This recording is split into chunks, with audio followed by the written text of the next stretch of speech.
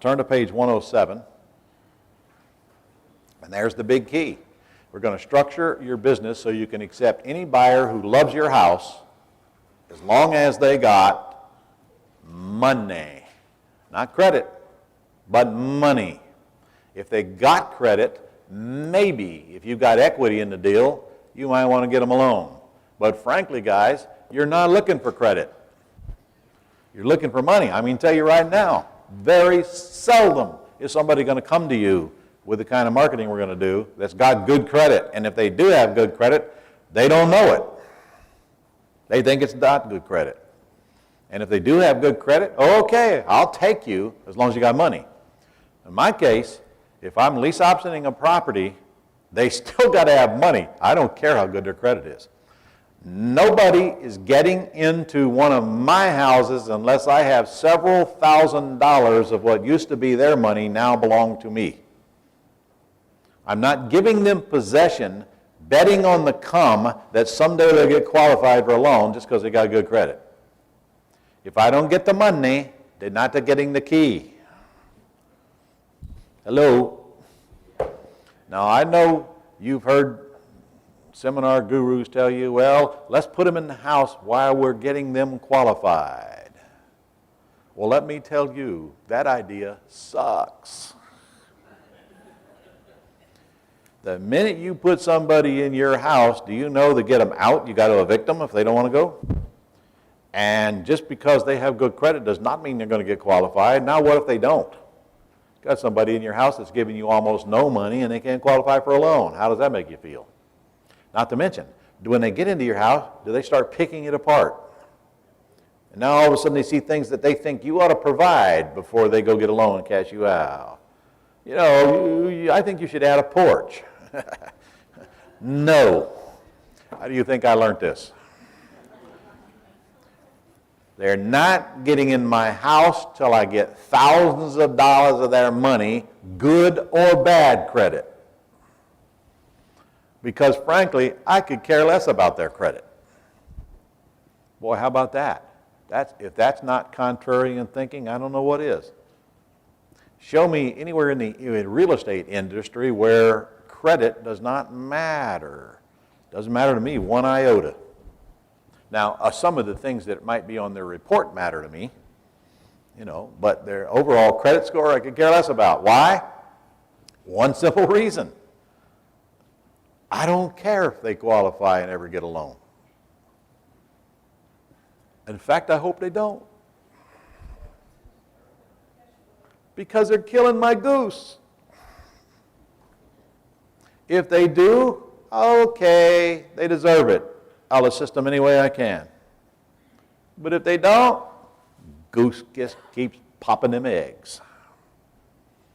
You see, in my world, I'm not doing anything after I put them in the house to get them qualified for a loan. If they say they want to get their credit cleaned up, I'll turn them over to our mortgage broker who will then take them and clean their credit for free. But you know what I learned? They don't do what they're told. They say they want to get their credit cleaned up, but they don't do anything to get their credit cleaned up.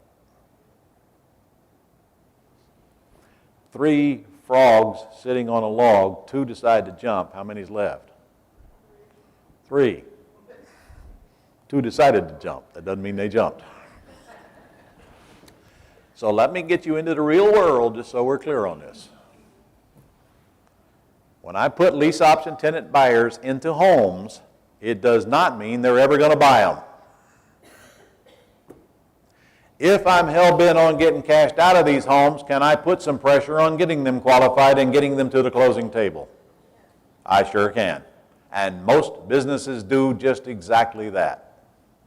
Put them in a house, put them with a credit cleaner pushes them, get them a loan as soon as possible, get them cashed out. And that's certainly a business model that is viable and produces a lot of cash and helps support our country in the form of income taxes. And God knows we need your help. Okay? And then there's the other business model where I get these free properties, I put these people in them, I get cash, I keep getting cash, and I keep getting cash, and I keep getting cash, and then I die. That's the ultimate exit strategy. And then I don't care anymore what happens to them because I'm dead. Now it's up to the rest of my family to squander the assets as they see fit. And I never pay taxes along the way either on all these properties. Now that's a business model as well, is it not? There's no law that says you ever got to cash out. Now along the way, is it okay if somebody actually takes the initiative to go get a loan and get qualified? Shouldn't you bust your butt to get them cashed out? Yes. You're not setting people up to fail. It's just that I understand most of them don't care enough to succeed.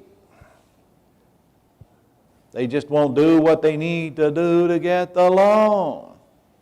Whether you like it or you don't like it, that's reality. And by the way, it just don't seem to make much difference how much money they give you up front. And you're going to be surprised at how much money they walk away from. Because life happens, circumstances change, or they just plain get bored with the house and don't want to buy it anymore. So I don't want you leaving here thinking that the minute you lease option a house, someday you're going to have a cash sale on that from that buyer, because that may or may not be true. Now again, I can set myself up to get more of them cashed on the back end by picking better qualified clients on the front end. Can I not? Hello? Yes. All right. I can push them to get closed. Or I can set myself up, look, if you got enough money and I think you can make the payment, I could make this decision. Your credit is good. Sorry, we can't accept you.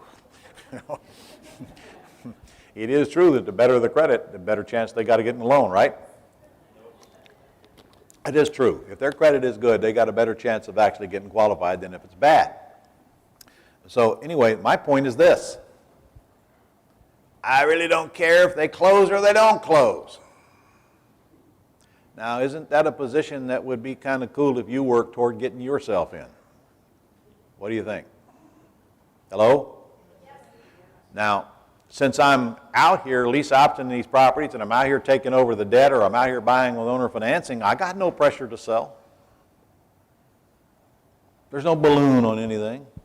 There might be a term by which all this expires on my lease option agreement, but I have no pressure. So what's the hurry? So I'm looking for people that want to live in a nice house, that can afford the monthly payment, that have several $1,000s up front, period. I am going to screen them. We'll get to that. And the steps are pretty simple, actually.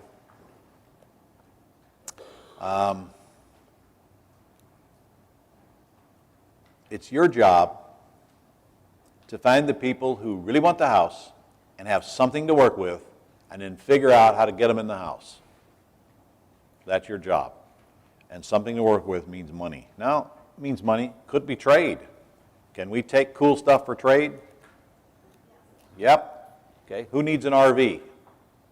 Nope. Nobody needs an RV. Okay. Who wants an RV? Come on. All right. Who wants a boat? Who wants a Harley? All right. You want a boat, Harley, RV? All you got to do is tell the world that you'll take in one of them on trade and watch them come to you. Hey, I saw an ad this morning on Craigslist that Tish sent me, somebody sent me, where this guy has got this big storage shed and he'll trade it for a down payment on a house. Or a Harley. That's the two things he'll trade it for. I'm not sure which one is priority to him, probably the Harley. But this is a Craigslist ad. Tish says, I need that storage shed. I said, well, go find out where he wants to live. Because we might use it as part of a down payment on the house, put him in the house. She can have the storage shed, $3,500 storage shed. Anyway, I'm telling you, if you need one of these things, all you got to do is let the world know that they can trade one of these things into your house, and pretty soon you're going to have one of these things for free. Free. All right, our steps. Number one, get the house ready to sell. And in the case of all these axe deals, the house is pretty much ready to sell when we get it. And if it ain't, the seller gets it ready to sell. We don't. You got to get set up to receive calls. You got to locate prospects. You got to pre-screen them. and you got to construct and present the offers to them with the ones who have something to work with. You got to get the follow-up, get the agreements to the attorney, and then you got to get the attorney to close the purchase. You know how long all that process takes? A few days. In fact, once you find them, again, they're in the house 2 to 3 days later. Could be in the house the next day if your attorney wants to whip up the paperwork and they're ready to go. That's how fast, unlike when I'm trying to cash out. When I find them, I'm a minimum of 30 days away of getting paid, and more like 60 from getting paid if I got to get them a loan, get cashed out. And that's assuming that they get approved and everything goes okay, and they don't get 2 days from closing and God tells them not to buy the house. How many of you heard that one already? Yeah, me too. God told me not to buy. And I always say, did God tell you you're not getting your deposit back?